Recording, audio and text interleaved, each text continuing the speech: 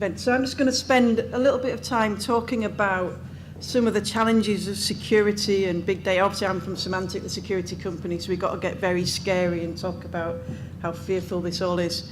But I'm just going to talk about actually some of the positive sides of big data, but also a little bit about information explosion, because we can immediately go big data and say that means we've all got big, complicated, big data systems that we're all putting together, we're all doing really clever, amazing things. But there's actually the fact that we just do more stuff now and store more stuff, and we're just creating loads of information problems anyway. A statistic around data and the storage, considering that we've got Twitter going up today, is that 12 terabytes of data are created on Twitter every day, and probably about 50% of those people just retweeting each other or talking about who Ryan Giggs is sleeping with or something like that. But it's not that high-profile information stuff that we're doing. It is just that we keep doing everything digitally.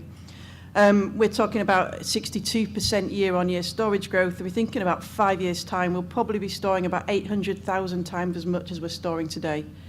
So there's the fact that we just do more stuff, it's more digitally. But now that we are doing more digitally, it means we can make more intelligent solutions. So we've got a few key trends that are working around where we're doing, obviously information explosion. We're all doing everything with mobiles and social media and cloud, and being able to look at the fact that people are self-supporting and tech-savvy users, so users who historically never touched a computer now sitting there self-supporting on their iPad, which means they're doing more digitally, they're storing it, they're controlling it.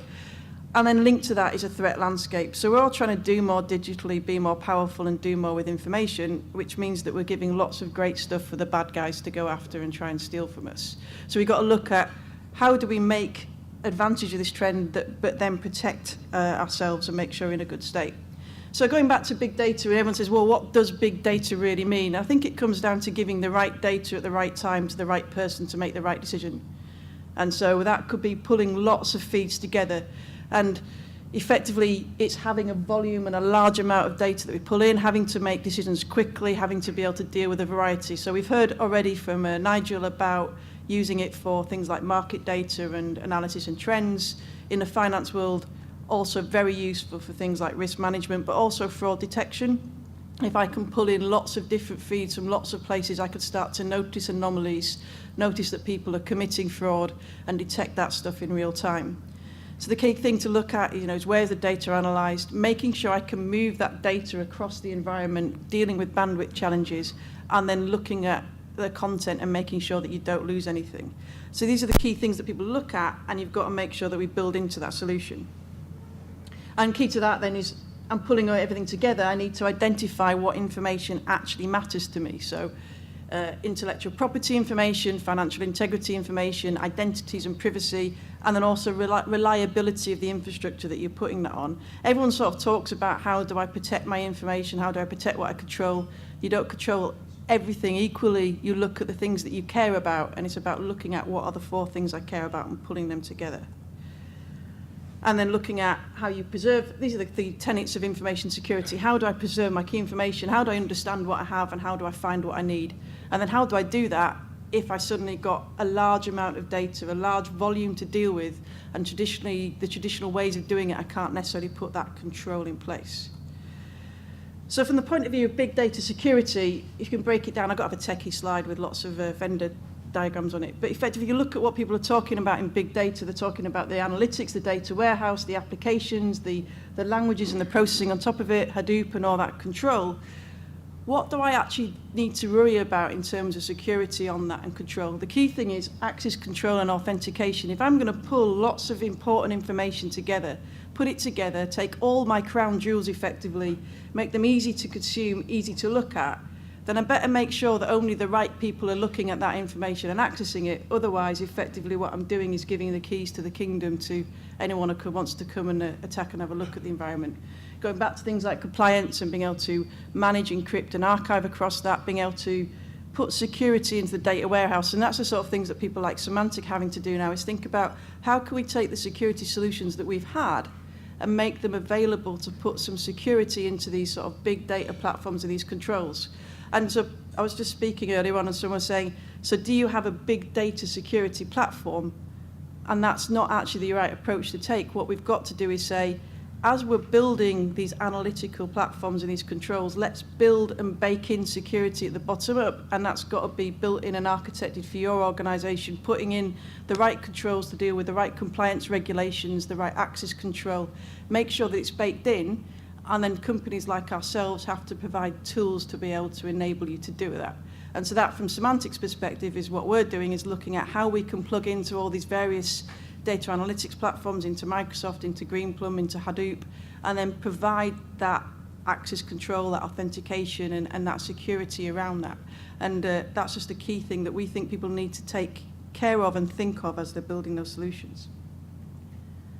So that was just my sort of thing about how to build your own platform. I just wanted to talk you through an example of a big data platform that Symantec's actually built, and showing how one side of this is how do I secure what I'm doing for analytics, but the other side is how can I actually take advantage of big data to spot bad stuff happening and to deal with the other side of it and the threats. So Symantec has a thing called a Global Intelligence Network, or the GIN for short, which is good when we're sitting here having some drinks. So the idea being that we need to see what's going on across the world, be able to pick up patterns and detect what's going on and what's happened. And historically, that's relied very much on a bunch of brainy people in a room sitting there and having great thoughts. Now, they're still sitting there and having great thoughts, but we have to deal with a large volume of data, a large volume of threats going on, and lots of different patterns and different elements. And how do we detect these different patterns and these different elements early? And actually big data is the way that we've gone ahead to do that.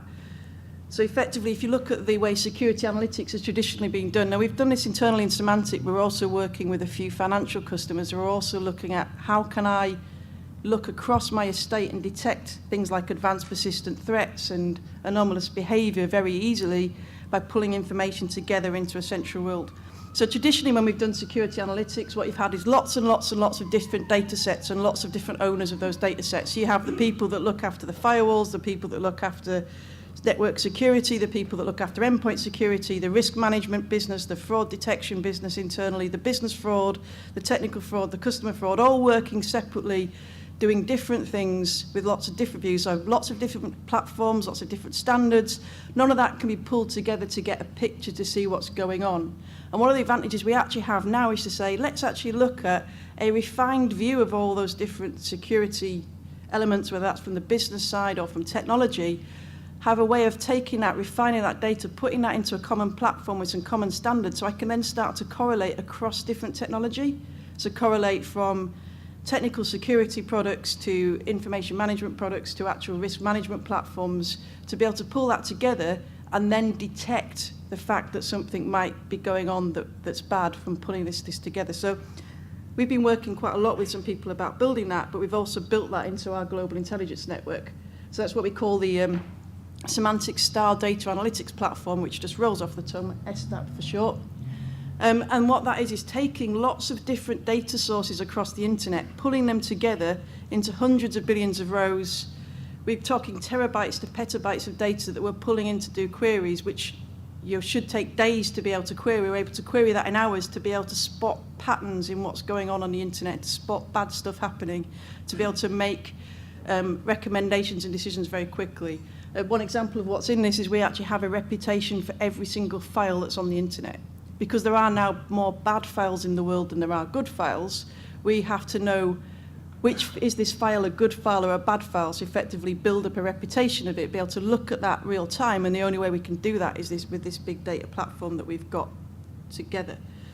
So effectively the way it works is you're pulling in lots of feeds from lots of different elements, sensor feeds, third-party affiliate feeds, intelligence agency information from our managed security service, pull all that back into a warehouse and analytics database, have human beings looking at that in terms of our security response analysts, but what we're doing is taking that information, refining it down, giving them patterns for them to then have a look at and see what they do, and then feeding that out as an intelligence feed to customers, and even now looking at hosted intelligence feed where you can feed your information, your data into that. We can then do analysis of your events and your logs and correlate that with what we're seeing in different areas to be able to say what we're seeing in your environment, compare that with other people from the financial industry and be able to say this is a common vertical attack, you may actually be subject to attack at the moment. So this is just an example of how you can do security from big data. So using big data not just from the marketing and working out business risk, but using it to actually discover patterns and look for the bad stuff going forward. And so one of the things that we're saying is don't just look at big data as a business solution, look at it as maybe a way of dealing with some of the security challenges and being able to detect some patterns. And thank you. I thought I'd go very quickly, let you get back to some drinks and wines. Thank you.